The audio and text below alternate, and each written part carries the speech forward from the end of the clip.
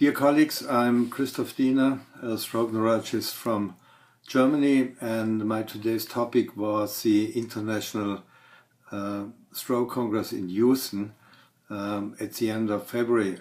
Overall, this was a very depressive meeting because the majority of the presented trials were negative. Partly this was due to the conditions that were studied, but partly it was also due to the study design.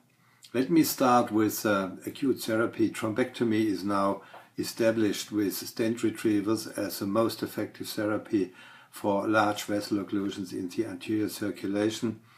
There was one trial presented and one trial published at the same time, which shows that contact aspiration by the penumbra device achieves a similar recanalization rate like a stent retriever. There was one study, the TARDI study, which looked at triple antiplatelet therapy versus monotherapy, and triple therapy was aspirin, clopidogrel, and dipyridamole. Now, this trial was stopped after about 3,000 patients out of 4,100 because there was a significant increase in the risk of bleeding with triple therapy. So for long-term treatment, we are stuck with aspirin monotherapy or clopidogrel monotherapy. There was a very interesting subgroup analysis from the Socrates trial. I would like to remind you that Socrates compared ticagrelor with aspirin in patients who had a TIA or a mild stroke, and the overall study was negative. This was for a combined endpoint of myocardial infarction, stroke, and vascular death.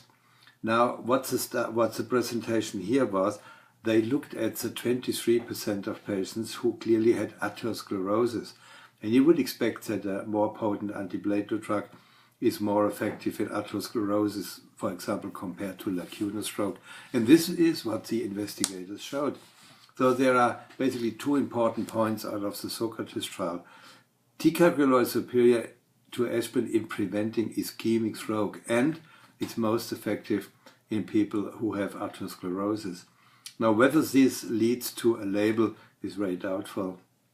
Now, for everyone who has problems with his cognition, there was a small trial looking at nimodipine to prevent cognitive impairment after stroke from China, and this study was negative. The explanation is very simple.